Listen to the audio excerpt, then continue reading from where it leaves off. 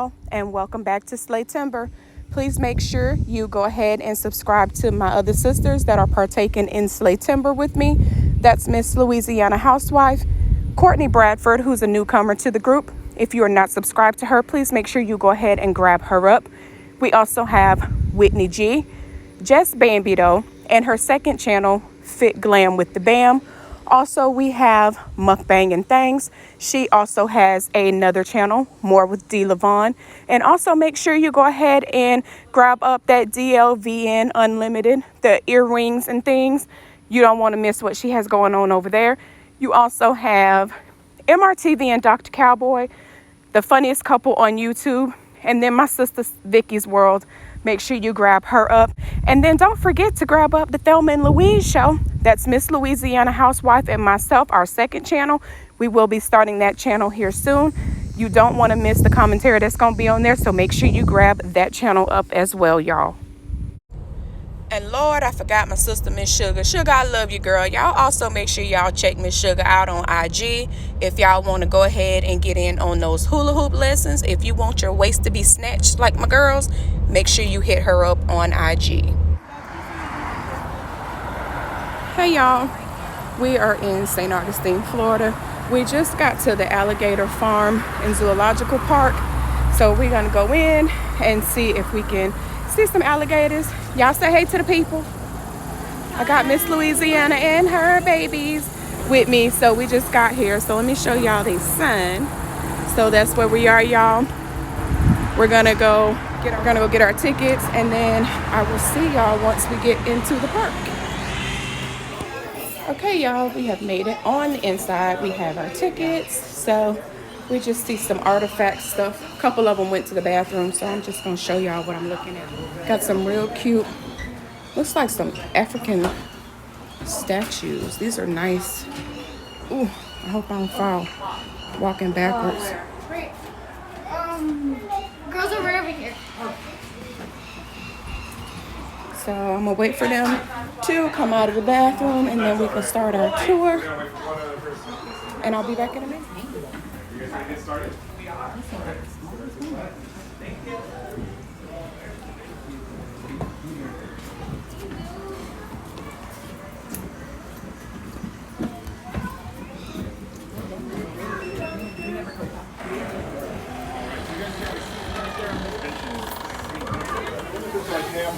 Y'all, look at this. We found an albino gator. I haven't been here before, but I heard that they have much bigger albino gators here. So we're gonna go and see if we can find them.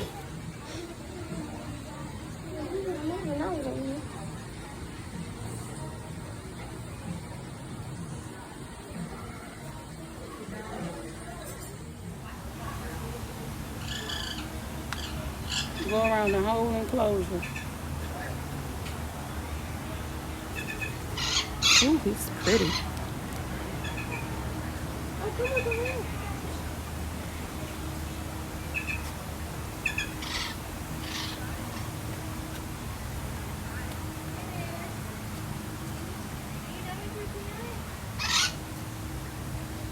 Where's the other one? They're so pretty. Excuse me. What is this? So this is Albert. He's a blue-billed curassow. And so he's our male, and you might be able to see our female back here in the back. But they're these large brown birds, and they're critically endangered. So they're like the most rare. I can't see him. There we go. Hi, Albert. He's so sweet. Whenever Albert and Sophia are in like the mating season, he always picks up the prettiest shells and offers it to her. Oh. Oh, there's two of them over there. Little crested cardinals in here too. There go a cardinal right there. And the little noisy friend back there is a plush crested jay, and her name's Reese.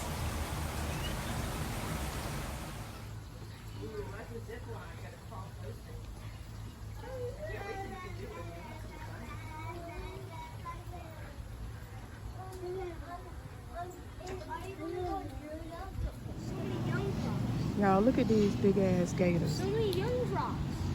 Look at that one over there, but look at this one. This mother sucker here. He is huge, I think. They all over, y'all. Look at that one over here. They are huge. Just huge for no damn reason at all. Oh, fat bitch gators. Look at him right here. Look at this one. He hiding behind the tree because he don't want to be bothered by nobody and things. He chilling. This branch right here broken. This one moving too. Yeah, don't get on it. Because I hate to fight that goddamn gator. He gonna whoop my ass, but I'll fight his ass. All right, let me get these over here. Well, they finna do a show, so we're gonna go over here and we'll come back over here. Yeah, I know, but they finna do a show right here. So, well, oh, I ain't scared of squirrels. As long as he stay his ass up there. Y'all look how big he is, y'all. This motherfucker is huge. Look at the squirrel. He just minding his business, eating his nuts. He is eating his nuts. He ain't worried about nobody or nothing. Look at these, y'all.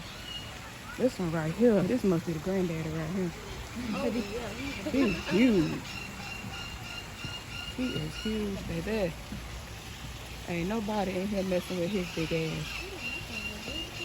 He another fat bitch gator. He the granddaddy of the group.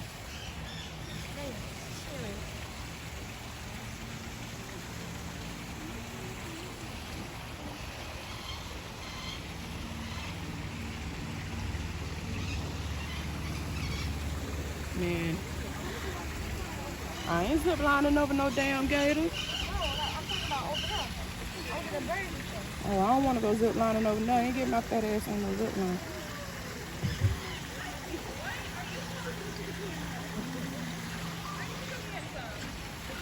No, these things. Sorry. Oh, he's pretty. Is that a macaw? Oh, no. He There's eating more it. birds over there. Can we go over there? No, we'll go over there in a minute. He beautiful. He done turned this back to us. He rude. Yeah. I don't think that's a call. You don't think? If it He is, a it's not. rude, ignorant ass bird, y'all. He done turned his back to us. He don't want to be bothered. So we ain't gonna fuck with him. Oh, it's one under the tree. He hiding too. You see him? Right here? Under the tree. Oh, it's one right here too. I ain't trying to get that close. This one right here splashed at your mama earlier. That one in the wall. See, right here where I'm walking, that's where that white bird was. Right now, I was walking up and he moved, and then he just turned around and saw me. Kept on walking. He didn't want to be bothered by you. He was sitting right here. Now, who are these folks over here? They got to get their ass up.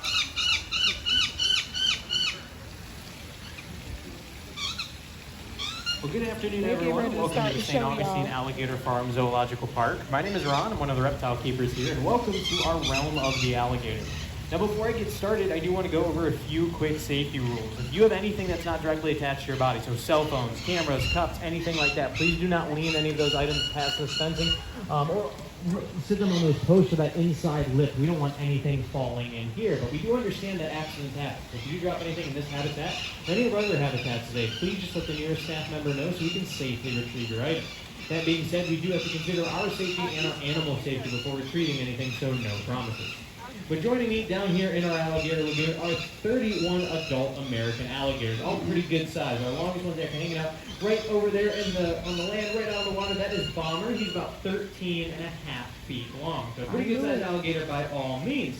But he's nothing compared to his ancient ancestor that used to roam around these parts around 80 million years ago. And that animal is known as Deinosuchus, or terrible crocodile. And they got around 40 feet and 20,000 pounds. So if you took one of our larger alligators in here, put about 4 of them tip to tail, and then a whole bunch of weight on the side, that's what you were looking at when you saw Deinosuchus. But not only was Deinosuchus massive, it ate some pretty massive things. It was known for eating the dinosaurs. So again, puts in perspective how massive they had to be. But since then, they've shrunken down quite a bit. No reason to be that big anymore. We don't really have many dinosaurs walking around as it is, but they still have that prehistoric, almost ancient look to them. But don't let that prehistoric look fool you, or see them as a lack of intelligence, because these are incredibly intelligent animals. They have a true cerebral cortex, which is the part of the brain responsible for higher thought and learning. We use that to our advantage here at the zoo. We do a little bit of training with our alligators. See if anybody wants to show that off. Hey, Hunter, can you open up for me?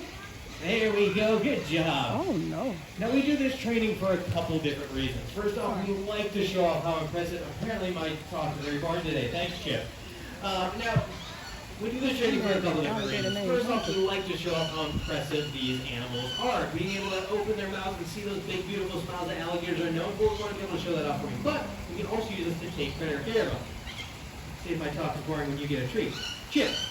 Shoot. So when we also open their mouth, I can take a look at those teeth, making sure they're nice and healthy, looking at the mouth, make sure it's nice and healthy. Good job. And obviously, I'm getting pretty close to these alligators too, so I can take a look at their overall body condition, making sure that's where we want it to be. And give this information to our vets, or better yet, bring our vets down here to take a closer look. And when I say we're training these alligators, by no means do I mean they're tame. The alligators down here with me are actually more dangerous than the ones you would find out in the wild, for the simple fact that you've already seen me do. I'm feeding them. I become a food source for these alligators, and they're very comfortable with me. For alligators out in the wild have a natural fear of humans. They want to be going the opposite direction when approached. And as you can tell with Chip and Hunter here, they wanted to come right towards me. That can put me into a more dangerous situation, but it's all for the betterment of these animals and making sure they get the care they need and deserve. Luckily, when it does come to alligator health care, they're extremely hardy animals. They're not going to be needing to go into the vet as often as some of our pets at home. They've got a nice thick skin on the outside that acts as an armor, and on the inside, their blood has an almost antibiotic capability to it, so fighting off things like infections is a lot easier for them to do. With that hardiness also comes longevity. One of the questions we get asked pretty frequently here at the zoo is, what's the oldest alligator in the lagoon? And to simply put it, I can't tell you. Without having a hatch date in front of me, I don't know exactly how old these alligators are. But I can tell you, they live about as long as we do. 70 to 80 years is not unheard of when it comes to American alligators. When you're looking at them, don't think the biggest one is the oldest one, because that may not be true. While age does play a factor in how large these animals get, so do their genetics, the environment that they're in, and if they're male or female. Males tend to be a little bit larger, averaging around 11 to 12 feet. Scoop, come here. Lift that tail up so everybody can see just how big you are. So Scoop's a great example here of your average male-sized alligator. Good job, Scoop. Where females are going to be on the smaller side, averaging around 7 to 9 feet, just like Pumpkin here. Hey, Pumpkin. There you go, girl. Now, you're getting jealous. I understand that, but I didn't call on you yet. Now, alligators, what you're seeing today, this is very typical alligator behavior, and the fact that they're not moving around very much. They're kind of laying around on land or just kind of floating around in the water, and this is not because they're lazy by any means or because they're in a zoo. They're doing this because this is exactly what they need to be doing in order to survive. They're ectotherms, or cold-blooded animals. They rely on the outside environment to keep their bodies nice and warm. Laying around like this is a great way to do that for a couple different reasons. First off, look at their color. They've got this nice dark gray, almost charcoal coloration to them. Just like any of us, you're wearing a dark t-shirt out in the sun, you're warming up pretty quickly. Well, they're taking full advantage of that. But they also have the added bonus that down along their backs here, you notice these kind of square spikes. And these are what we call osteoderms. And osteoderm translates to bone skin. And that's exactly what those are. They're little pieces of bone, almost sewn into the skin. Not only does it act as a great set of armor for these alligators, like I was talking about earlier, it also acts as a solar panel. So they're up here on land. You'll notice even some in the water have their backs exposed. The sun beats on those bones all day. They're warming up. They're surrounded by blood vessels, so that warmth then spreads through the rest of the body. So they do spend the majority of their day up here on land in the sun, and then at night you'll see them head more into the water. Now, when alligators are up here on land, you might have heard that they are incredibly fast, running 20 to 30 miles an hour, and you have to zigzag to get away from them. Do you think I put myself down here with 30-pound alligators that could run 30 miles an hour? No, absolutely not. So there are some things that do slow them down when they're up here on land. First off, being their fairly large heads. Okay, Hunter, I know you want to show off for everybody. Lift that big head up for everybody to see. So a large alligator like Hunter, that head is weighing around 100 pounds. That is a lot to be lifting up off the ground while you're trying to walk. They also have fairly small legs compared to how large these animals are. And those legs are on the sides of their body. So when they are getting up and going, they're going to do almost a full body push-up the whole time they're walking around. And last but certainly not least is the tail of an alligator. Hunter, lift that tail up. So a large alligator like Hunter, that tail is weighing around 200 pounds. And when he's walking, he's not picking that up like he was showing us right there. He's actually dragging it behind him. So 200 pounds strapped to the back of you, dragging behind you while you're trying to move. That is the equivalent of your refrigerator tied to the back of you. It is going to slow you down a little bit. Now, when I say these alligators aren't as fast as you might have heard, by no means do I mean they are not fast at all. They absolutely can get up to some decent speeds up here on land. So we do highly recommend, if you're walking around and you happen to see one of these smiling faces looking back at you, do yourself a favor. Turn around. Walk the other way. Do not start closing that gap, because you're going to have what we consider a very bad day. But those things that can slow them down on land make them all the faster once they hit this water.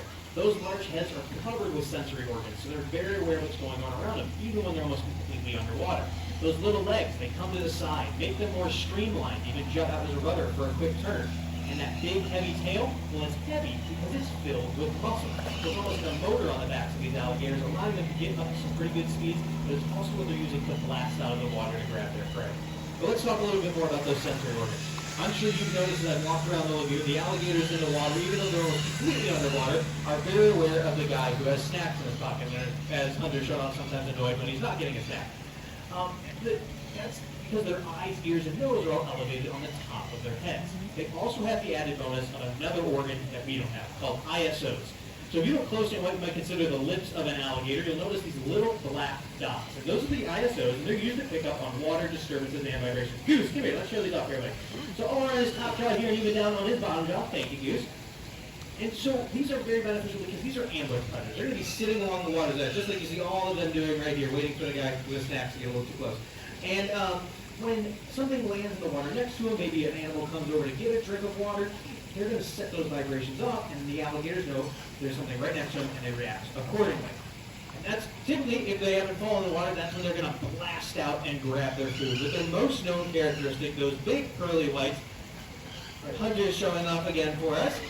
And in that mouth of his, Hunter has around 70 to 80 conically shaped teeth that he's using for puncturing and holding on to prey. He's going to be replacing those teeth all throughout his lifetime. Alligators will go through upwards of 1,000 teeth in their entire lifetime. So before you notice an alligator, or even a crocodile here missing a tooth, good chances are that new one's already coming in. Kind of sit like ice cream cones. A strong one underneath, pushing that old one out. And that smile is also a great tool for us. It can help us answer another question we get asked pretty frequently here at the zoo. How do I tell the difference between an alligator and a crocodile?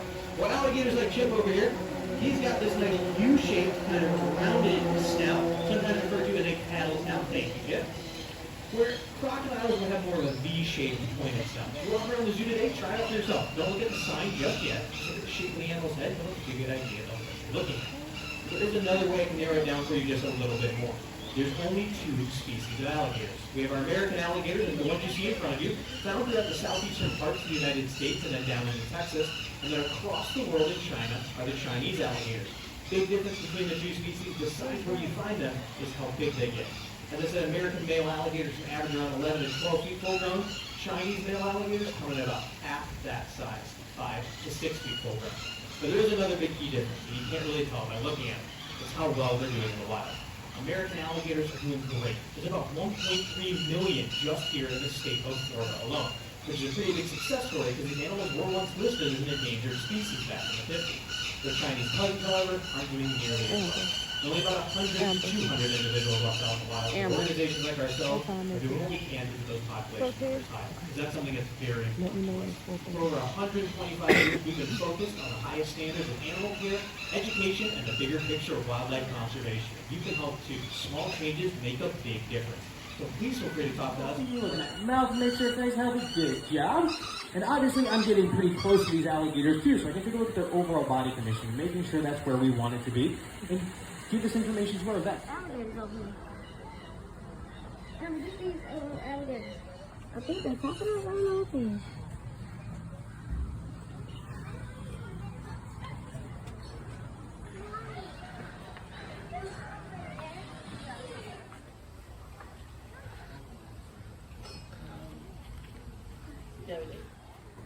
This is the other side of the area.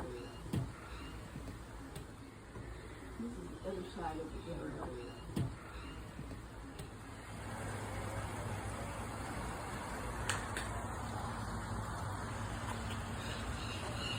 They just talk about things right here. Then you better be careful with that.